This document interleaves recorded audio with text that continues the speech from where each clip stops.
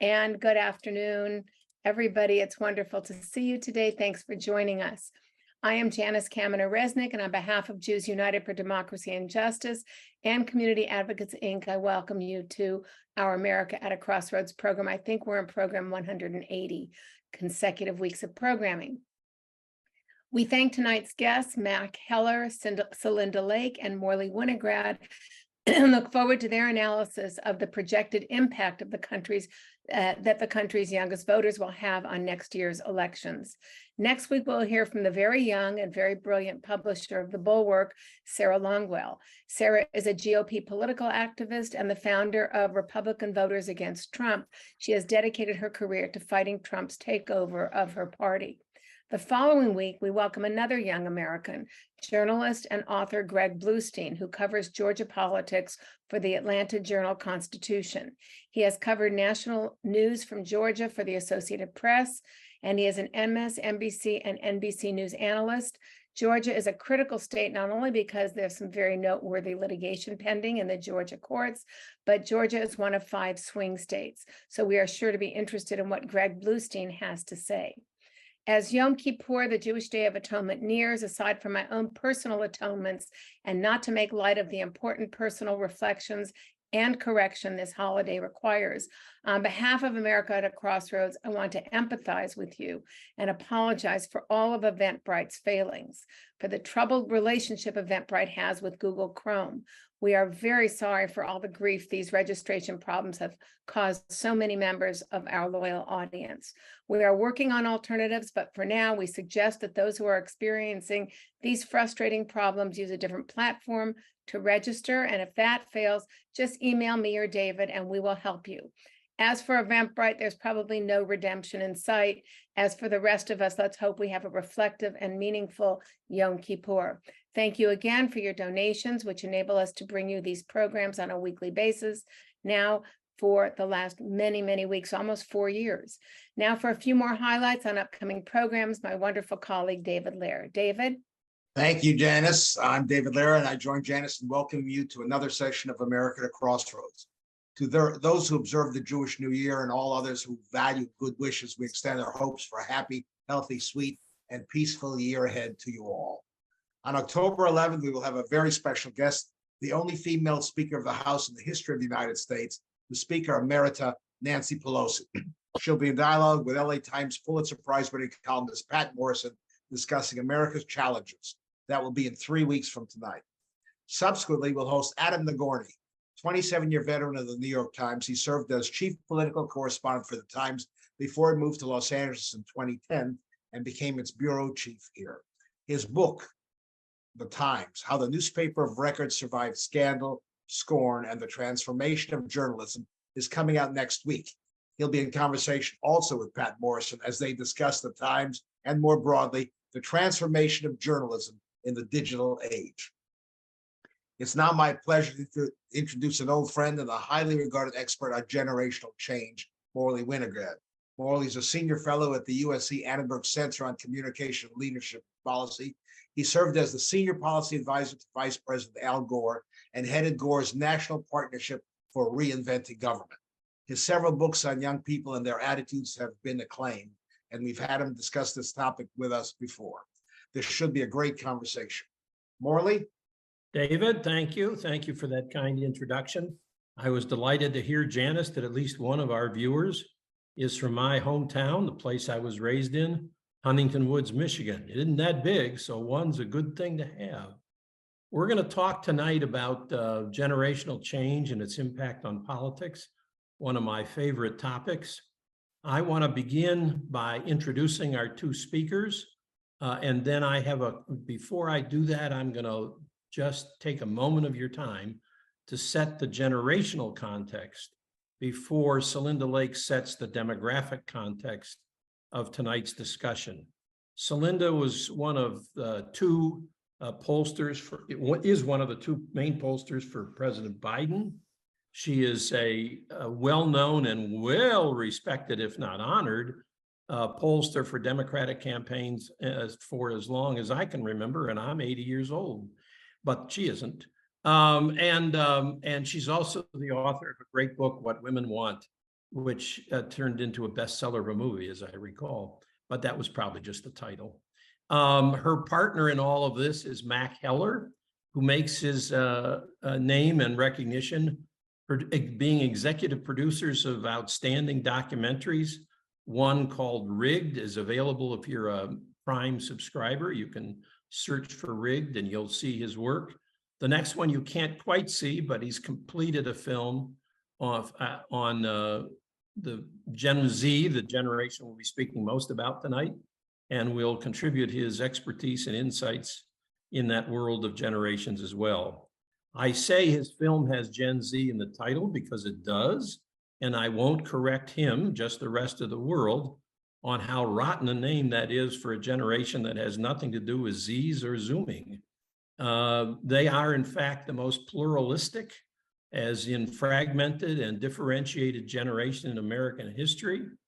And that is the key characteristic that a generation, which we also always try and use to capture a generation. But just as millennials used to be called Gen Y, people today are still calling that generation after millennials Gen Z, and I will stick with that protocol to not confuse people for the rest of the evening.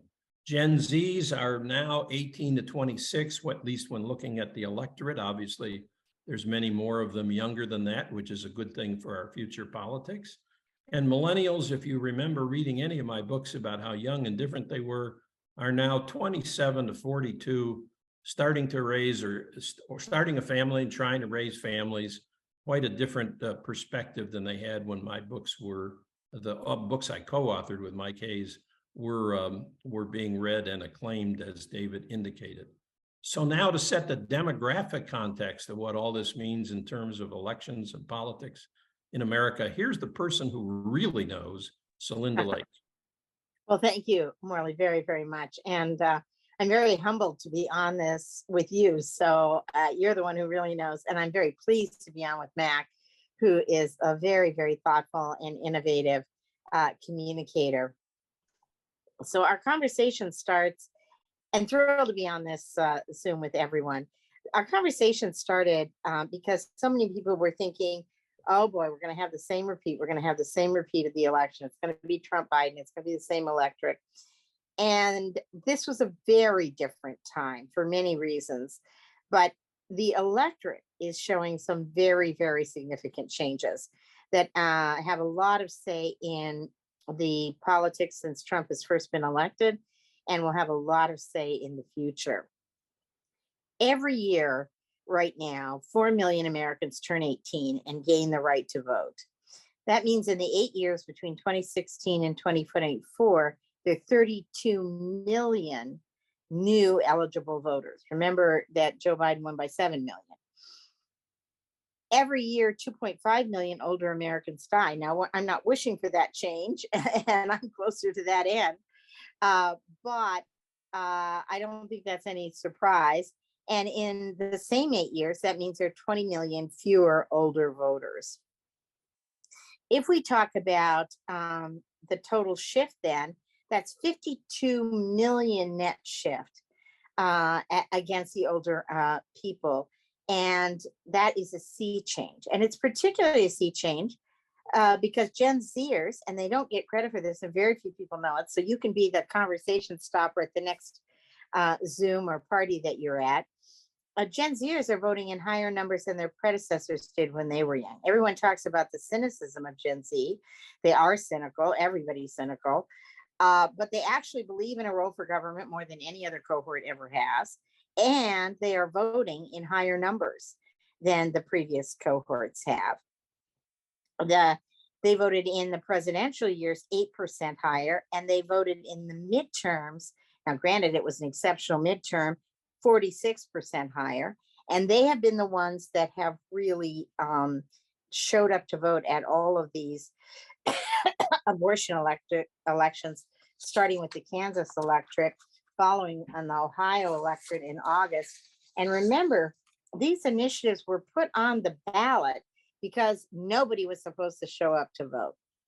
And yet we had record high registration and turnout, particularly among the Gen Z women, but by the Gen Z men too. Now, a lot of people say to me, isn't that going to fall off? Aren't people going to get tired?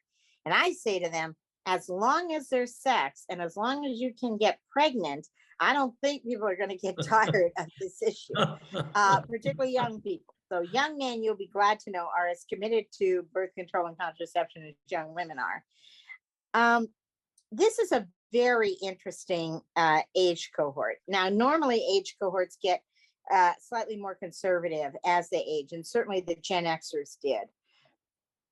The millennials, we're still waiting to see what happens, but this is a very different kind of cohort. 48% of the Gen Z voters are Black, Indigenous, or other people of color, while the baby boomers are 72% white. This is the most diverse cohort we've ever had.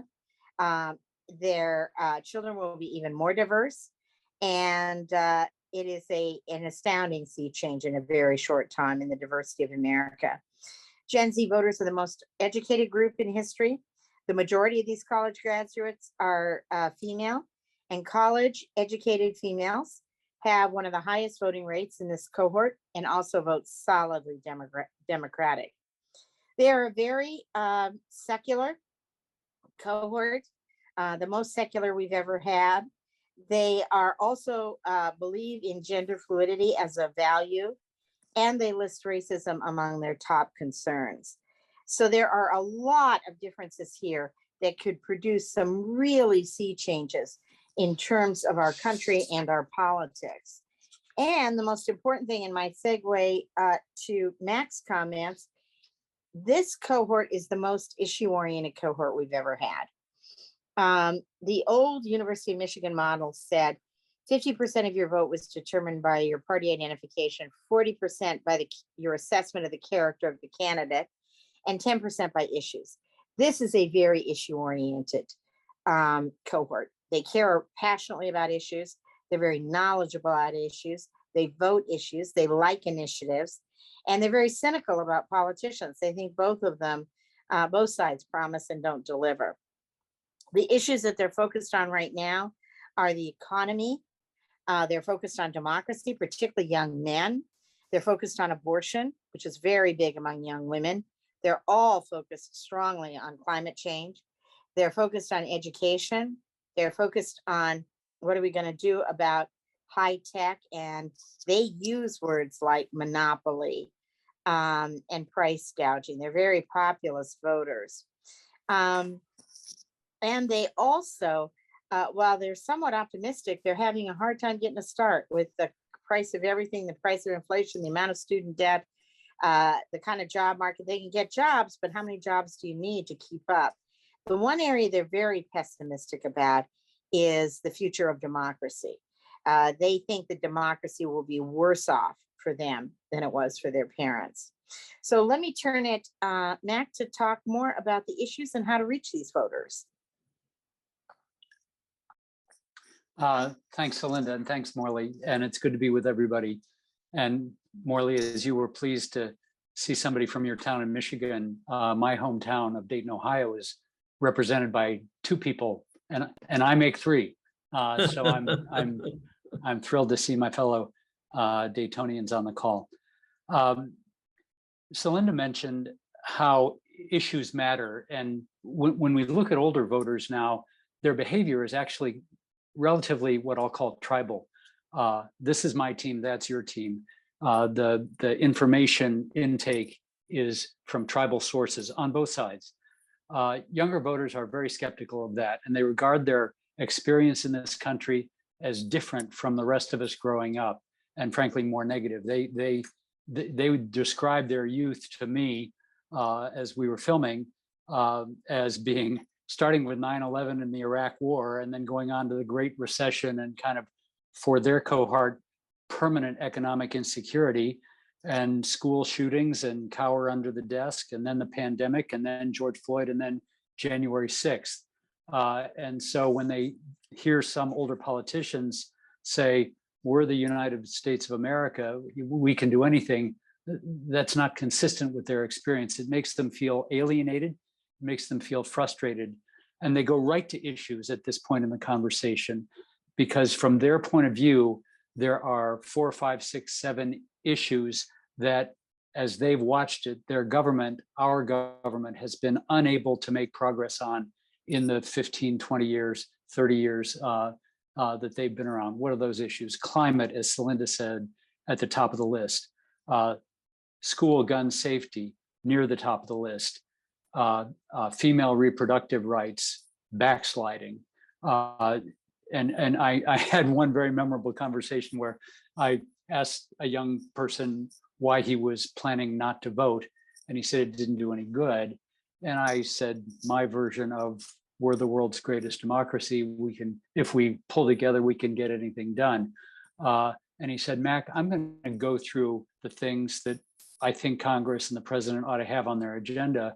And you just raise your hand when I get to one that our government has been able to do anything about. And he got, through those I just mentioned, on to economic insecurity, racial inclusion, LGBTQ inclusion, student debt, and he, and ultimately he had made his point. So their experience of their youth was different from what we remember growing up, and their experience of our government is different.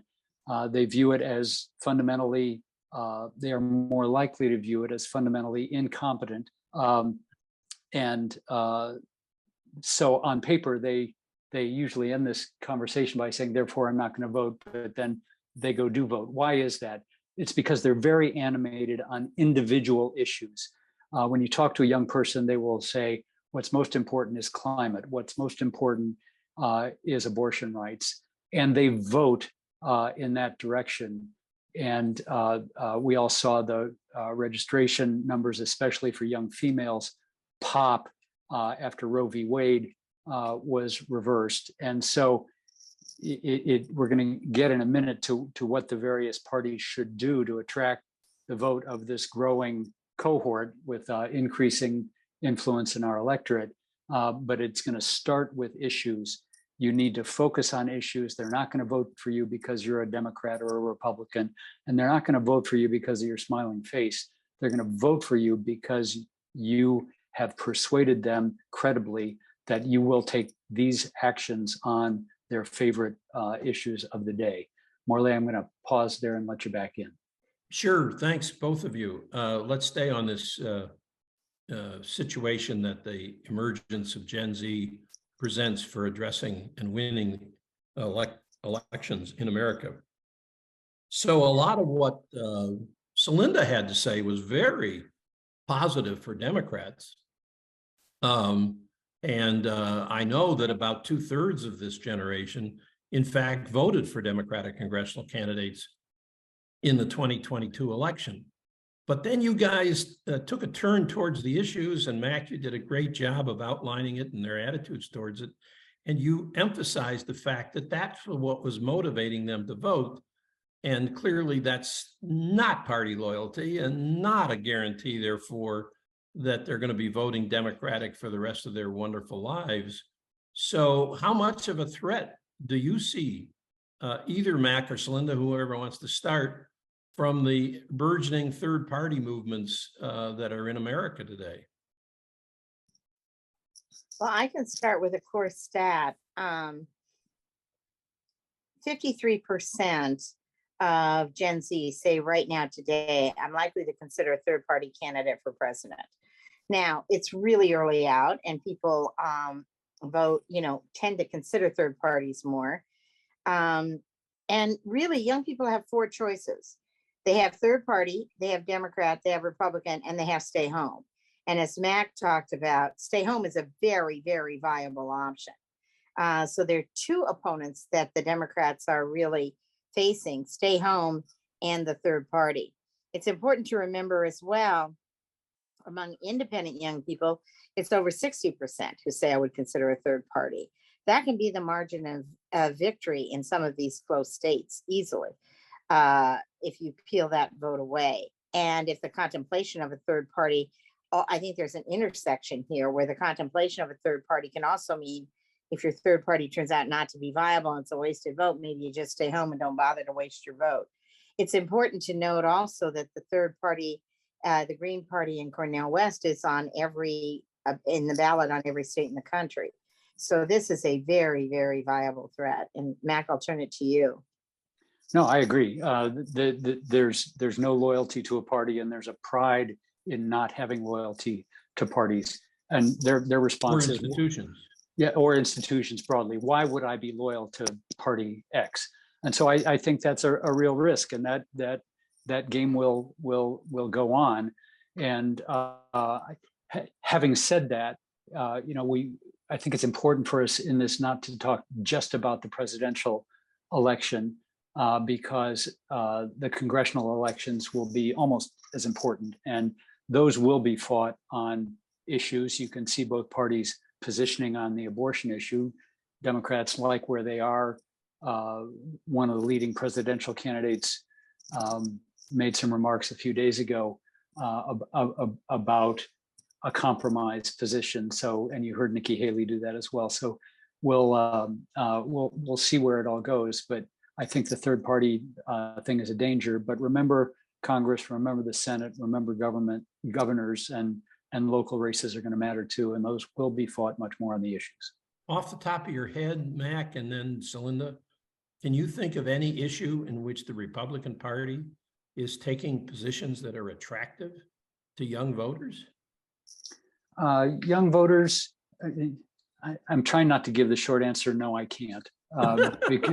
Because I think it's important to remember that young voters are complex, as we all are complex. Right. And if the economy turns down, and if the Republicans succeed in persuading young people that their jobs, their livelihoods are threatened, that will matter. That's a line of attack.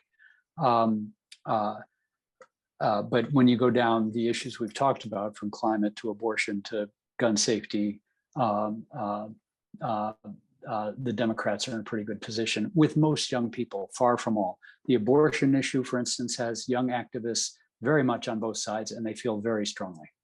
So Celinda, since it's your I job. would say, actually, I would think Celinda, since it's your job to give Democrats advice, let me turn the question and that same question around for you, and then you can respond as you were about to. Can you think of an issue in which the Democrats are not aligned with the attitudes, beliefs, and values of young voters, youngest voters in particular? No, I can't think of an issue that the Democrats aren't aligned with, but I can think of many issues that young people, like older people, but particularly people, have no idea what Democrats have done, or quite cynical about it. They're very, very angry about the student loans. They don't know the alternative that's been proposed. They think you're the president of the United States. Why couldn't you deliver on it? You promised it and you didn't do it. And that has massive implications, and it's just coming online right now. I can also think of issues that the Republicans have an advantage on, and then I can think of issues that Donald Trump has an advantage on, which is different from Republicans. In terms of, there are a number of economic issues where right now the Republicans have an advantage with young people, dealing with inflation and entrepreneurship. I think that's crazy, personally, for an administration that's already promised another tax cut for wealthy corporations. But they're ranked by older voters even more ahead, but they're ranked by younger voters ahead on inflation and ahead on entrepreneurship as well. And they're pushing that entrepreneur agenda very, very aggressively with young men of color. And then there is a big character trait that the Republicans have an advantage on. Young people think that we are more empathetic, that we are more tolerant. And tolerance, you meant to say that Democrats have an advantage. That the Democrats are more compassionate and more tolerant. And tolerance is a respect is a big issue for them. On the other hand, they think we're weak. Our problem often with young voters is not that people think we are too liberal or we're out of sync with their views, but they think we can't deliver on it, that we're too weak, and that we're bought by the same special interests and the same lobbyists roam in the halls of Congress, visit Democratic doors as well as Republican doors, and give contributions to Democrats and Republicans. Morley, let me answer your question of Celinda in a different way. because as Celinda talks, what she's saying is the Democrats have a good record on these various issues. Why aren't young people more supportive? And I'll use that to make the point that communication channel matters. You've got to find young people where they are, which is not MSNBC. It is TikTok. It is Instagram stories. It is not Facebook. Generally speaking, it is not Facebook. And it's 5 new social media sites that will be founded and prosper between now and the election. And the Democrats, this obviously goes for the Republicans too, but the Democrats need to communicate effectively to this group. And Celinda, I believe it would be fair to say the polling implies that their impression of what this administration has done and the administration's own views on what it's done are not in the same place. And one of the reasons for that is, as you say, that discussing it on MSNBC really doesn't attract a large number of young voters, but doing TikTok films would in fact do that. And in fact, TikTok is almost equally viewed by young Republicans as it is by young Democrats. So it might even give you a chance to open the eyes of some on the other side. Speaking of other sides and bipartisanship instead of partisanship, you guys just did a study on civility and respect. It's an issue that gains a very important rating from about 1/3 of both Democratic and Republican young voters. What did you find? Thank you. And this was a poll that we did, our firm did with Ed Goes, and it's the Battleground series with Georgetown and the American Values or Policy Institute. And all of those institutions are committed to respect and bringing people together to get things done.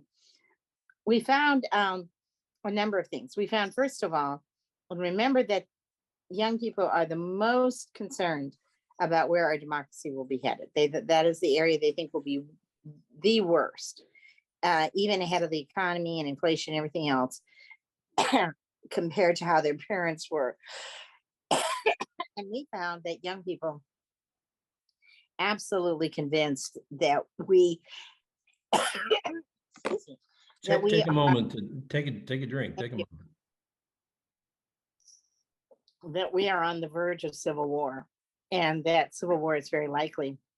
On a scale to 0 to 100, young people were at a scale of 72 in terms of the likelihood of a civil war in this country, and they were pessimistic about the future. They thought next year it's going to be an election year, it's going to be even worse, and their numbers moved up to 76. Young people also are very torn because on the one hand, they think that it is important to compromise to get things done. On the other hand, they believe my side has compromised already, and that sometimes my side has compromised too much. And certainly that's true in the demonstrations we're seeing in New York on climate change and fossil fuels. It's true on student loans and some other areas as well. So there's a contradiction here. Yes, I'm willing to compromise, but my side's been the one that's compromised too much already. Right. It's hard to cut through that. And young people want leaders that stand for something, that tell it like it is, and that will muscularly move things through. Absolutely right. Mac, any comments? And then we'll move to a slightly different topic, one that you're done a lot of work in, and that is to what degree have elections been rigged to keep them from voting? Well, there certainly is an effort to make it more difficult and therefore less likely for young people to vote. And as I think everyone in this group has heard from Rick Hasson and others, the election subversion and voter suppression movement has gained strength, breadth, and organization. Let me put a frame around it, Morley, just so that this issue is not going away. Let's step back for a minute to understand it. Voter suppression is fairly easy. Think of voting as an industrial process, starting with registration and going to voting and then going to counting and so on and so forth. And the voter suppression movement tries to interrupt that industrial process at every stage. What's that mean? That means make it difficult to get registered. I'll come back to each one of these for young people in a minute. Make it difficult to get registered, make it difficult to stay registered, make it difficult to vote, make it unlikely that that vote will be counted, make that vote not matter if it is counted, and there you go. So what's that mean? Make it difficult to register. I was filming down at Texas A&M. Texas is the gift that keeps on giving in the voter suppression movement. And the city council or the county council of Brazos County had, in the dark of the summer, made a decision to close the voting location on campus. So no precinct, no early voting on campus. This is a campus of 40,000 people, and done without sufficient notice, without discussion, et cetera. And the students were inflamed about it, but just close the polling places on campus. That's voter suppression for college students 101. There's something else worth mentioning in Texas. I could go through 21 things, but I'll just mention one other. In Texas, to do a registration drive on the campus of Texas A&M, again, 40,000 students, to just stand in front of the student center and register voters. We've all done it, right? Either in a mall or in a college campus or door to door. But Texas has a rule that you can only register people from the county where either you live and or you have taken a half-day course on how to be a registrar. And you can take that in as many counties as you want. Texas has 254 counties. And so if you stand in front of the student center, I'll let Celinda do the math on what is the likelihood as 100 students go by and 5 of them want to register to vote, what's the likelihood that you're going to be able to sign anybody up at all? And I could go on and on with residency requirements and New Hampshire requiring that you re-register your car and change your driver's license. Oh, you don't have a car, you don't have a driver's, yeah, what? And so just throwing up barriers to students all the time. Make it hard to stay registered. What the heck do I mean by that? These states now are purging voters from their rolls by sending them snail mail letters and saying, please return this card if you want to stay registered. And of course, no student ever gets those or reads them. I think we know about the tough to vote, and so on and so forth. And so it's a movement. It's an organized effort. Our prior film, Rigged the Voter Suppression Playbook, presented a playbook like a cookbook of how to suppress the vote. And they've been adding new chapters, and they do it because it works. You're just making it less likely, more costly, more burdensome. And they do it because it works. Streaming now on your local Prime platform. Listen, the documentary that is. Listen, just a couple of positive notes on the other side. I know you're aware of it, but we were pleased to see Governor Shapiro in Pennsylvania yesterday declare by executive order that they would be joining the ranks of 23 other states plus DC with the motor voter law first proposed by Secretary of State Richard Austin during the time of my chairmanship in the Michigan Democratic Party, and now a growing movement and a great solution to it, especially for young people. But there's activism out there as well. There's an organization called Civic Center run by Laura Brill that is trying to make sure that every high school has a voter registration drive between now and the election. In many states, they can register now if they're going to be 18 by the time of the election, and certainly next year they should be able to do that. And that's something that Celinda, that every Democratic campaign should get involved with. There's an organization called RISE that I used to be on the board of. That's the most successful young voter registration and turnout organization in the country as measured by real data and real results. And their new CEO, Mary Pat Hector, was in charge of their efforts in Georgia that had such an incredible positive effect on the politics of the United States. There's also another organization which has a great name, but I'm not as familiar with it. It's called TurnUp, but not like the fruit, TURN capital UP, as in turn up the vote. So if you're interested and concerned about making sure a cohort that is 65-35 Democratic does in fact register as they turn out, and all of these numbers that Celinda talked about when we first got started on this call, the Democratic shifts, 4 million new of such voters every year turn into real votes. Those are just 4 million new eligible voters. To get them to turn into eligible voters is the work all of us could be involved in who care about the future. Morley, let me interject in that another layer of this very important registration movement. I'm a big fan of civiccenter.org, and the work they're doing is fabulous, and the others that you mentioned. But I'll recall a conversation I had with one of the leaders at an organization called the Sunrise Movement, which is a 30 and under radical, stop oil now this afternoon environmental group. She told me that leading up to the last election, they registered 6 million new voters. I can't audit that number, but because, as we discussed a few minutes ago, the energy in this generation is at the issue level: reproductive rights, climate, school gun safety. A large opportunity to register voters is through those organizations leading that movement, and I would commend people to those. I would second the notion that there's nothing like a hot ballot proposal to drive up young voter turnout.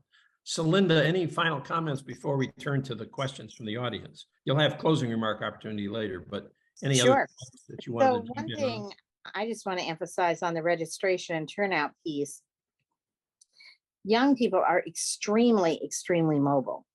And 53% of young people on election day, millennials on election day, will not live where they lived 4 years ago. 47% of Gen Z will not live where they lived 4 years ago. So not only do we have to have registration because it becomes a habit, but we have to have re-registration, and the states are really clamping down on that. And we have to have GOTV registration. It's only half of it. So that mobility is exceptional. It's bound to go up as the economy gets better. COVID depressed the mobility. And this is a big, big issue. The mobility of the younger generation is huge in terms of GOTV. Absolutely. By the way, if I were 20, so many of those laws, yes, Mac. If I were 22 and listening in here, I would say it makes me crazy that our voting technology is from 1891. I can move all my Bitcoin from Hong Kong to Seoul, Korea, right here on my phone. And tell me again, I've got to walk down somewhere and register, and that's different from vote. What? True, but in California, you don't have to do that. Online voter registration is a thing, and it's really changed the nature of the youth vote. Okay, let's get to some of the questions from the audience. We could talk about all this stuff with each other forever. We talked about third-party dangers and challenges, the Green Party, no labels. But Frank wants to know what we think about Cornel West, of course, being part of the Green Party and the standard bearer. But Frank asks, what impact will RFK Jr. have from an appeal to young people and third-party vote? Any sense of that from either one of you? You both don't have to answer, but either of you have any data? We haven't done any polling on it. We've seen some of the public polling. He was very, very popular and very popular with young people. The Democrats are pretty united around Joe Biden, and young people are pretty united around Joe Biden, even if they wish someone younger were running. Yep. Democrats have never been more united in my memory. Yeah, exactly. I mean, we're as Will Rogers said, we're the Democrats. We don't belong to any organized party. Now you can say that about Republicans and not Democrats. Yeah, for the first time. The other thing I will say, though, is people are becoming more aware of RFK's positions, and some of them really are different.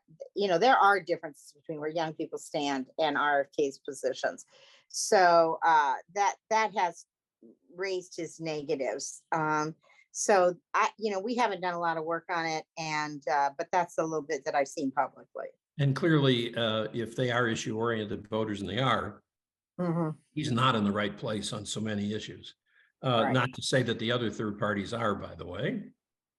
The only third party that I can think of that's in alignment with young people's issue stances is actually the efforts of next week's guest, Sarah Longwell, and the voters against Trump, who've been able to attract Republicans to vote some other way if they're young, and that's and sort of the other side of that coin. Okay, Robert asked, speaking of issues, is illegal immigration a big issue for Gen Z? And he doesn't ask, but one of you should comment, in which direction might it be a big issue? It's not a particularly huge issue with young people. Young people very, very, very, very in favor of DACA. They're very in favor of a path to citizenship. So it's not a huge issue. Immigration in general tends to be a dog whistle issue with older white Republicans and conservative Watch white. Fox News. Pardon me? Who watch Fox News. Yes. Another thing young people don't do. Yeah. Morley, I'll add to that by the following. Young voters take great pride in having as a primary value fairness and inclusion. And that's how they approach the immigration issue. I'll also say that when you talk to them, and in the part of the conversation where they say they're not sure that capitalism is, at least as we practice it, is the right system, they're not sure democracy is really working. When you ask them, do you identify more as a member of your generation globally or as an American, irrespective of generation? And this is not polling data. This is filmmaker data. A surprising number of them identify more with somebody they met on some site Sure. in Singapore or in Buenos Aires, citizens of the world, global citizens, consumed with these issues of our elders have ruined the world and it's burning, and all of us young people are going to inherit it, and it's going to be up to us to solve it. And so they take the immigration issue with that in the back of their mind. It's not going to be a strong issue. Another issue impacted by their worldliness, if you will, their global sensitivities, is they're the generation most in favor of doing more in the Ukraine and to use it to defend democracy than any other generation. So it is a very interesting aspect of the generation, as so many are. There's a question here I hesitate to ask because it could piss off, it's the best word I can think of, potential members of the audience by whichever of you answers. So I'm not going to pick on one of you, but would either of you like to try and respond to Ruth's question, which is, are younger voters more likely to be pro-choice because they're less religious? Oh, that's a really good question. Really thoughtful, statistical question. If I know Ruth, and she is. Well, if Ruth wants to be a pollster, I know a firm that would love to talk to her. That's a very smart conclusion. Yeah, in part. They're also very much, young people are really oriented toward everybody should decide, well, people should control their own bodies, and that interacts with gender fluidity and transgender issues as well as abortion. They're also very oriented that people should have the ability to determine if and when to have children. And it's a cohort, because of climate change and the economy and a lot of other things, don't just automatically assume they're going to have kids, and are really debating that and debating the impact on the country, on their families, on the world. So yes, somewhat religion for sure, but a lot of other factors too. So we talked a little bit about the different information ecosystems these younger generations inhabit compared to older ones, the over-underline being basically 45, which is where you see the split in how America votes as well.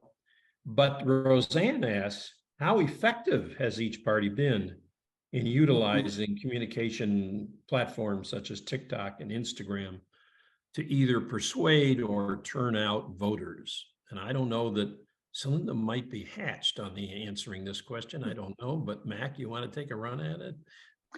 I'm a new TikToker. I went to Now the Chinese know all about you.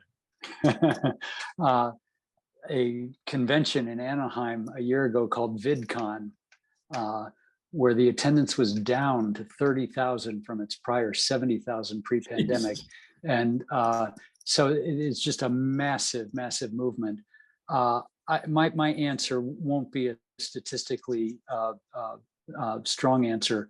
It'll be anecdotal, and it is that you can't always tell who's put these things on, who's paid for it, where it's coming from. So it may, I assume the parties would identify themselves, but there might be a super PAC that doesn't, or an individual who doesn't, or a foreign government who doesn't. And there's a lot of content that when I listen to it, political content, especially on TikTok, you say, man, I'd love to know who put that up. And it's framed to you as some 20-year-old talking in her bedroom. But in terms of things that I can identify as being from one party or another, as far as I can tell, people haven't shown up yet. They're trying to push things on Facebook, but that's where that's where this generation is not. Yeah, at least for any information or news they trust. Yeah. Okay, Yeah. we're gonna if we keep asking these great and answering these great questions, we may run out of time. So let me squeeze two together that are both about changes in what we've talked about already about Gen Z. Eric wanted to know if the age of cohort varies by geography or is similar across regions. And Gail wanted to know whether their current loyalty to party or lack of it will change as Gen Z ages, specifically citing the research data that once people vote for a certain party in a couple of elections, their party ID at least tends to solidify. You guys want to talk about either one or both of those? Well, regionally, young people are very similar, actually, and they're mobile. They're moving between regions and among regions. And they're global in their orientation. They're quite sophisticated, and they like diversity, and they are diverse. So they're moving in different communities, no matter where they are. The two big predictors of attitudes are religiosity and your college education. And there's still lots and lots of young people who are non-college educated. It happens to be the best non-college educated group for us. We won them by 4 points, where we're losing non-college educated older voters by double digits.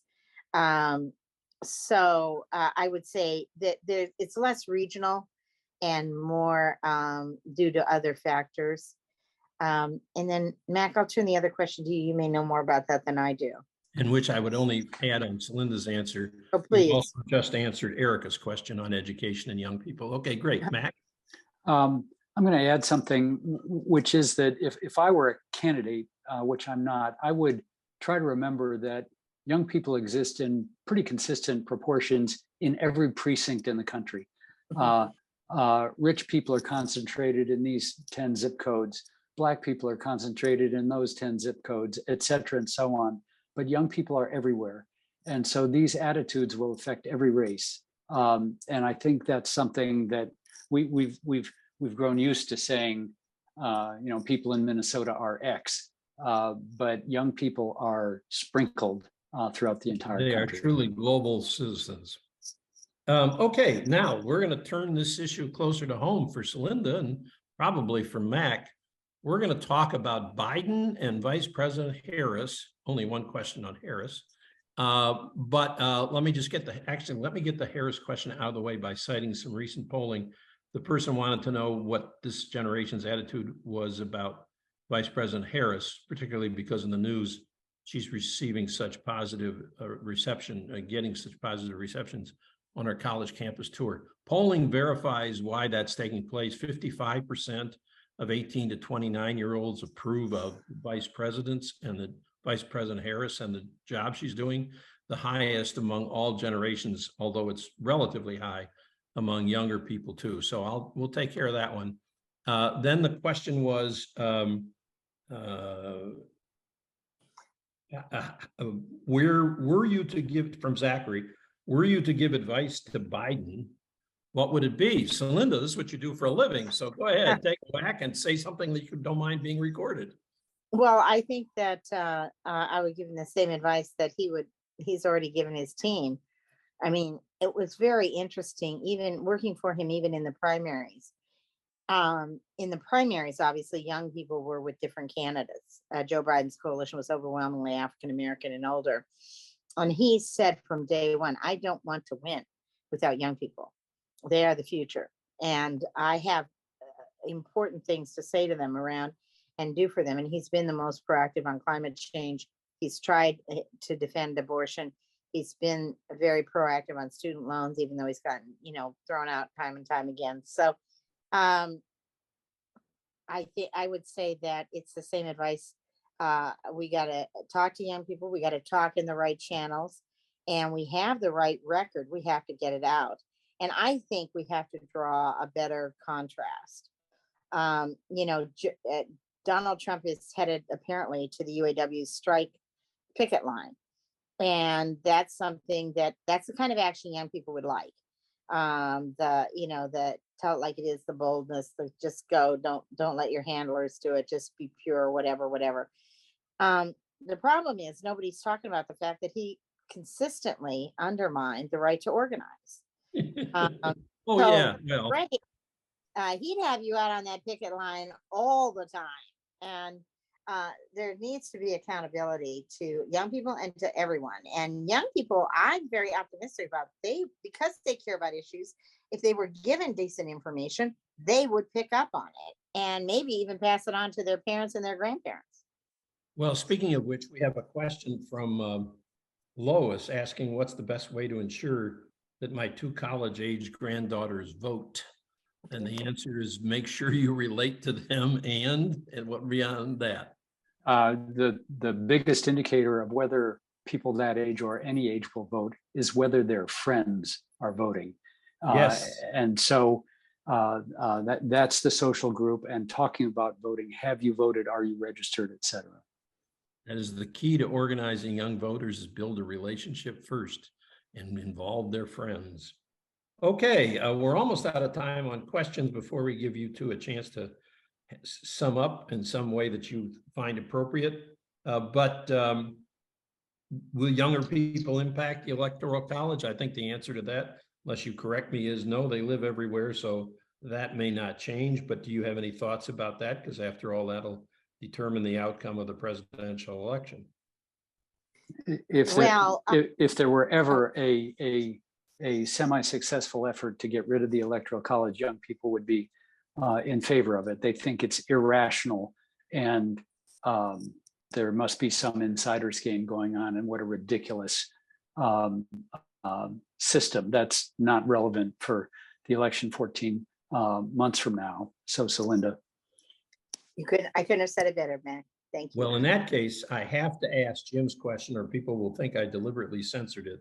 The last one in before closing remarks. How do you view the media's treatment of Biden and the age factor? Is it as unfair and ageist as all us older voters think? Or is it a real problem in the voting decisions of most Americans? But since tonight we're talking about young people, in young people's decision. Young people are complicated about Biden's age. They trade Biden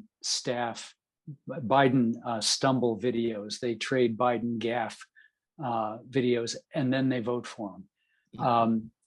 And so what Biden needs to do is talk about issues, not mom and apple pie. Because younger voters take talk about issues as a gesture of respect. Don't treat younger voters as your grandchildren. Treat them as your boss, because they are. And so Biden But needs you're still to, allowed to love them. If I were Biden, I would be very straight. Think of Bernie. Bernie never had an age problem. Bernie was authentic on the issues. And Bernie expressed something else that's not coming out of Biden, which is urgency, urgency on climate change, urgency on income debt. redistribution, income on, urgency on student debt. And he was consistent and he was authentic. There isn't an age problem that can't be solved. Register voters, register young people to vote, be on social media, issues, and act like people are your boss. That's what I would do. Well, that's Mac's summation. Celinda, you want to give your own equally eloquent couple of minutes reaction to all of what we talked about tonight, or should have talked about? Well, I will say that young people, their turnout rate, their vote for third parties or not, and their vote, obviously, in the presidential, but I think if they vote the two major candidates, they'll vote disproportionately for Biden. That is very likely to be the margin of victory. So it is in their hands. And the second thing I would say is, I don't think that campaigns realize the degree to which, on either side, the degree to which young people will determine the president in 2024. They're not allocating their dollars that way. They're not allocating their dialogue that way. They're not forming their message that way. And I think that we should understand that young people are going to determine ballots up and down, who's elected up and down the ballot, and what happens to these initiatives. I couldn't agree with you more, and I just urge you to stand, shout, hold your breath, do whatever you have to do to get the attention of those who actually control those budgets and are wasting so much of it on broadcast TV that not a single young person is watching. But I'm sure you can do that because you've done so much for Democratic Party in the past, and I'm sure you continue to do it here. And thank you, Mac, for all of your wonderful insights tonight. We both thank you for a stimulating and fascinating program. Next week, we have sort of the bookend to this, which is Sarah Longwell being interviewed by Warren Oldie. Nobody better than that as an interviewer, who's going to talk about Trump and the Republican Party and where he's taking them and whether everybody will follow. Sarah Longwell, if you don't know her, a very active and leading role in Bulwark, and probably the most well-informed pollster on how to get Republicans to desert the cult of Trump and vote Democratic, and very successful in specific midterm elections. So that should be a terrific program. Hopefully you enjoyed tonight's program, and we'll see you hopefully next Wednesday. It's September 27th, 5 o'clock Pacific time, or 8 o'clock if you're unfortunate enough to live all the way on the East Coast. Thanks, everybody.